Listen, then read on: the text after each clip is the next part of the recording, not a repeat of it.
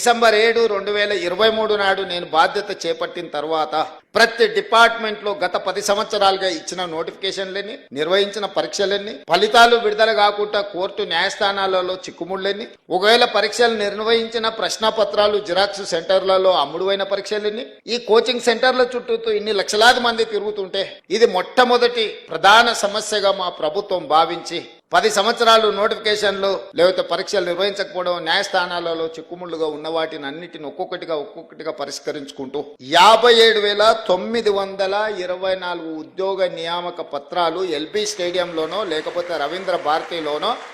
ఏ పిల్లలకైతే ఉద్యోగాలు వచ్చినాయో వాళ్ళ తల్లిదండ్రులతో సహా అందరిని పిలిచి నేనే స్వయంగా ఒక సంబరాన్ని వాళ్ళు ఆస్వాదించే విధంగా వాళ్ళ జీవితంలో ఒక మరుపురాని గొప్ప అనుభూతిగా నిలబడాలి, వాళ్ళందరినీ నేను చూడాలి, వాళ్ళందరి కళ్ళల్లో సంతోషం ఆనందం చూస్తే మేము నిజంగా మా లక్ష్యాన్ని చేరుకున్నట్టే అని చెప్పి ఏ నియామకం కూడా యథాలాపంగా మీ ఇంటికి కాల్ లెటర్ పంపలే. మిమ్మల్ని అందరిని కూడా పిలిచి మీ కుటుంబ సభ్యుల మధ్యలో మిమ్మల్ని మా కుటుంబ సభ్యులుగా భావించి అది ఎల్బీ స్టేడియంలోనో లేకపోతే నక్లెస్ రోడ్డు మీద ఉన్న అంబేద్కర్ సాక్షిగానో లేకపోతే రవీంద్ర భారతిలో మీ మధ్యలోనే మీకు నియామక పత్రాలు ఇచ్చినాం.